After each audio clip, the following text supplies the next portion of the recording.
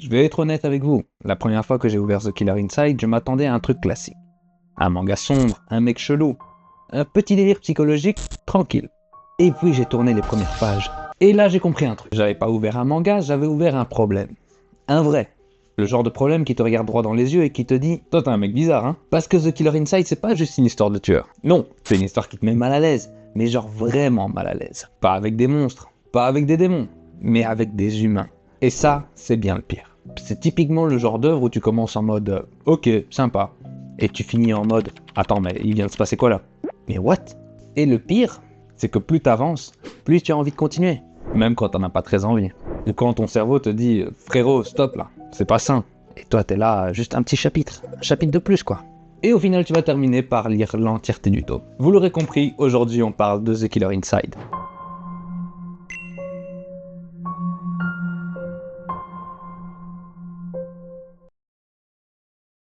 Bon, alors déjà remettons les bases. On suit Eiji, un étudiant banal, mais genre vraiment banal. Ce mec pourrait être ton voisin, ton pote, ou toi, si t'avais une vie sociale. Rien de spécial, pas de charisme, pas badass. Le genre de personne que tu regardes et tu te dis, lui, un héros, mais jamais. Sauf que, il y a un petit souci, un détail. Un détail qui change tout. Le mec a des trous de mémoire. Mais pas en mode j'ai oublié où j'ai posé mes clés ou mon portefeuille ou quoi. Non, non. Plus en mode je me réveille et je me rends compte que j'ai perdu plusieurs heures de ma vie. En soi, vous voyez un petit peu le topo. Il sait pas ce qu'il a fait entre ces heures-là. Il y a un trou. Bon, le mec se réveille quand même et à côté de lui, il y a une fabuleuse créature qui lui dit bah en fait, on est ensemble.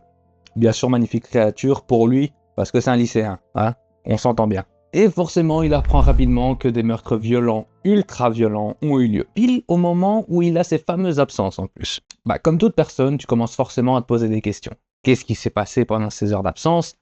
Et quelles sont les corrélations avec ces fameux meurtres? Parce que oui, il y a un point où je ne vous ai pas encore parlé. C'est tout simplement que Eiji a un fameux lien avec un ancien meurtrier, un tueur en série, du nom de LL. Et ce fameux lien, ce n'est pas rien, c'est tout simplement en fait le père d'Eiji, qui, il y a de nombreuses années, a fait vraiment des meurtres en série, mais vraiment de genre atroce. Et c'est là que le manga te chope, tout simplement parce que tu vas commencer à suivre un mec qui tout doucement va avoir des doutes sur lui-même, et plus lui il doute, plus toi tu doutes de lui. Et c'est là que commence le cauchemar. Ce manga, c'est un piège. Un vrai, parce qu'il joue avec toi, constamment. Tu crois comprendre? T'as tort. Tu penses deviner la suite? T'as tort. Chaque révélation te donne l'impression d'avoir capté? Tu as tort. Et le truc, c'est que ça marche trop bien en fait. Parce que l'œuvre se construit autour d'un truc, la dualité. Qui est vraiment Eiji? Qu'est-ce qu'il cache? Qu'est-ce qu'il est capable de faire quand il a ses pertes d'absence? Parce que oui, comme vous l'aurez compris, les pertes de mémoire de Eiji sont un vrai fil rouge pour l'histoire. Et on va découvrir un petit peu d'autres personnages qui vont venir ramener un plus dans cette histoire-là, que ce soit pour cette histoire présente ou pour l'histoire passée et tout ce qui aura rapport avec LL. Alors là, on va pas se mentir, le manga est extrêmement solide. C'est intelligent, mais genre vraiment. Pas dans le sens compliqué pour rien, mais dans le sens tout est réfléchi. Tout a un sens. Chaque détail peut devenir important. Mais surtout, le rythme est parfait. T'as jamais le temps de t'ennuyer. Ce manga respire pas. Et toi non plus d'ailleurs. T'as toujours une pression, une sensation bizarre, comme si quelque chose allait mal tourner. Et petit spoiler, ça va tourner mal, avec des plot twists vraiment incroyables. Petite mention spéciale pour l'écriture des personnages. Ils sont humains, mais du genre les traits humains. Ils sont pas parfaits, pas héroïques, parfois lâches, parfois dérangeants même, et des fois carrément flippants. Notamment ce salopard là, qui a un putain de charisme, vraiment cool. Et c'est ça qui les rend crédibles, l'ambiance est lourde, pesante, des fois sale, très sale. L'ambiance est plutôt dérangeante, et c'est exactement ce qu'il faut. Pas comme certains mangas. Hop, nouveau tacle pour Fairy Tail. Oui, je parle comme ça de Fairy Tail. Et alors? Alors oui, comme dans chaque œuvre, ça peut pas plaire à tout le monde. Clairement, si t'aimes les histoires légères, tu peux passer ton chemin. Si t'aimes les héros badass qui gagnent tout le temps, oui, encore plus. Là, on est sur du malaise pur. Par moments, tu vas être perdu. Pas parce que c'est mal écrit, mais tout simplement parce que le manga veut faire ressentir ce genre d'émotion au lecteur. Il y a des moments très rapides et d'autres plus lents. Mais perso, ça ne me dérange pas. Parce que c'est comme ça qu'on construit une histoire, qu'on approfondit un peu plus chaque personnage, une situation. Et bien sûr, le maître mot de ce manga, l'ambiance. Et pourquoi est-ce que The Killer Inside fonctionne autant? Eh bien, tout simplement parce que c'est pas juste une histoire de meurtre. C'est plutôt une histoire sur l'identité, la culpabilité, la nature humaine, et surtout sur ce qu'on est capable de devenir dans des conditions extrêmes, quand plus rien ne nous retient. Et ça fait réfléchir. Au final, The Killer Inside, c'est plus une expérience.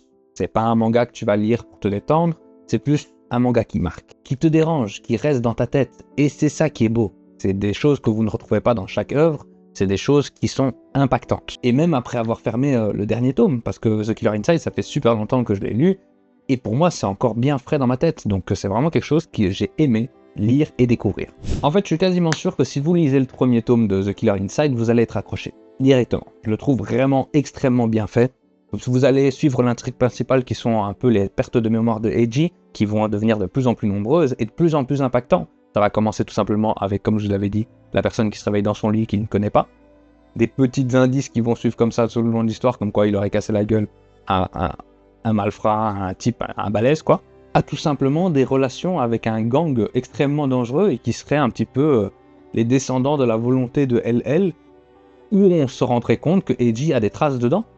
Incroyable. Donc si t'aimes les thrillers psychologiques, les histoires sombres, les personnages complexes, fonce, parce que clairement ce sera un manga qui va t'attraper et tu vas pas le regretter. On n'est pas sur un manga gentil, on est sur un manga qui te regarde droit dans les yeux et qui te dit « Et toi, t'es sûr d'être clean ?» Du coup, si la vidéo t'a plu, tu connais la musique, un like, un commentaire et l'abonnement, ça fait toujours plaisir. Et surtout dis-moi, si tu as découvert le manga ou si tu le connaissais déjà, qu'est-ce que t'en as pensé un petit peu? Toujours plaisir de voir un petit peu la façon de penser des autres. Parce que moi perso, j'étais pas prêt.